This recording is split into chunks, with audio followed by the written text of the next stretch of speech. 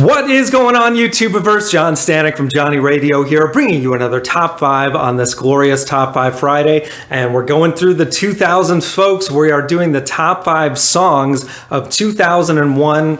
A great year in music history as far as I'm concerned, and these are my personal favorites, so let's not waste any time. Let's get right to it at number 5.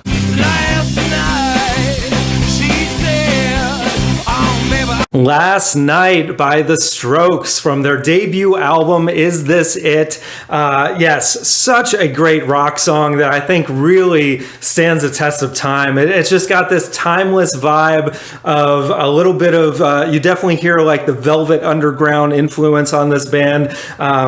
Just the whole kind of dirty New York scene that these guys bring to the fore. And Julian Casablancas, I just love his vocals on this thing, that last night, so kind of grungy, and just a great hook, man. And I love how the guitars kind of play off of each other. Everyone's doing something different in the band. The bass is kind of playing this different note, playing off of what the guitar is doing, and it just makes for like a perfect pop song in a rock dressing, and gotta love it. And that's my number 5. So now at number 4.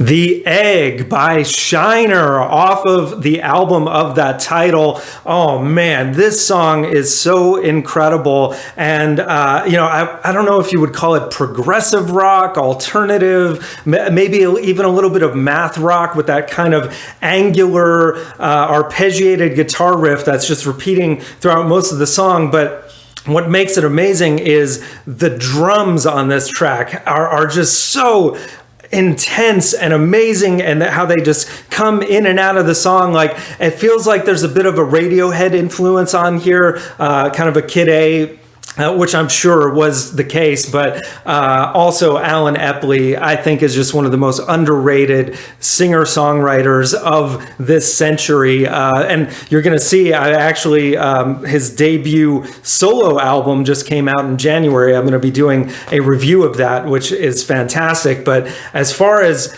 his other bands go, it's hard to pick who's better, Shiner or The Life and Times. They're just both so good, and this song is perfect evidence of what an amazing band and with so much promise that Shiner was in 2001. So that's my number 4. Now at number 3.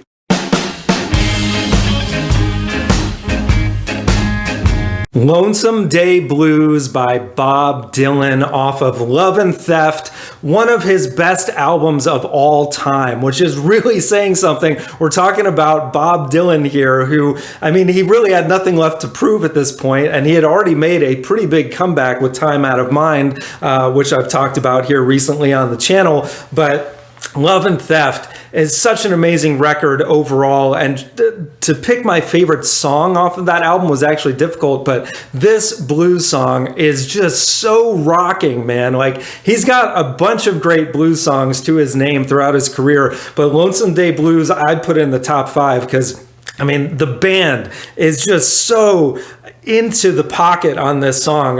They play it so perfectly. That guitar riff is just so badass. And Bob Dylan, just spouting these crazy verses that it almost feels as fun and sometimes silly as like his 60s output, with lines like, "You're gonna need help, sweetheart. You can't make love all by yourself." It's just so great, and it just puts a smile on your face to hear Bob Dylan having fun, and to know that he produced this record himself puts it on another level for me. So just great track, and that's just my number 3. So now at number 2.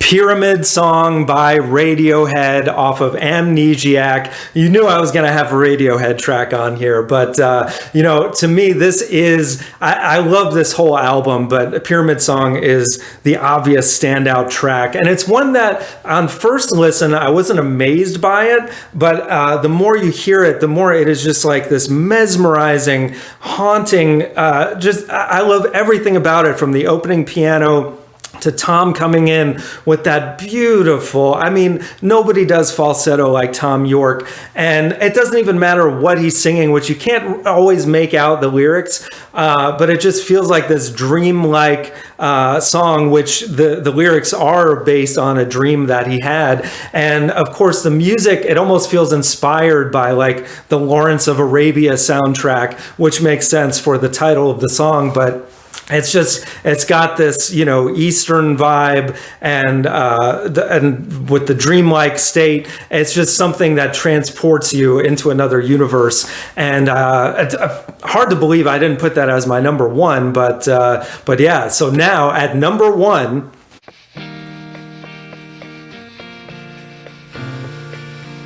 the Humpty Dumpty Love Song by Travis off of the Invisible Band album. This is the closing track from that record. And I think this is just like one of the most underrated songs ever. It's not just of Travis's discography, but in general. It's so simple and understated, like most of Travis's music, but it's just so poignant and hard on your sleeve. Like everything that you love about Fran Healy as a singer-songwriter, and you really feel like he's been going through this kind of breakup. But I just love too the production on this. Of course, Nigel Godrich. Well, go figure. He produced my songs 1 and 2 from this year, but I think the production is just extraordinary on here because it feels so raw and and bare, but then at the same time, there's all these things going on in the background, and the way that it ends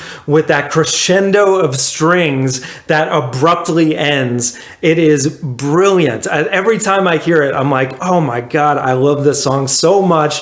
And yeah, it just had to be my number one. It is a gorgeous ballad that is just timeless. And yeah, guys, that's my top 5. So let me know in the comments below what you think. What would your top 5 be? If you're so bold, leave me a top 10. I mean, there was so much great music in this year. A lot of newcomers coming into the fore here in this new millennium. And some of the old guard changing things up like Radiohead in such a beautiful way. So guys, we got top 5s here every Friday, album reviews, the Great 28, so much more. Thank you for watching, and as always, Viva La Vinyl. So guys, thanks so much for watching. Please like, subscribe, and be sure to ring the bell for notifications so you can always see great quality content like you're seeing on the screen right now. Thank you so much for supporting Johnny Radio, and I'll see you soon.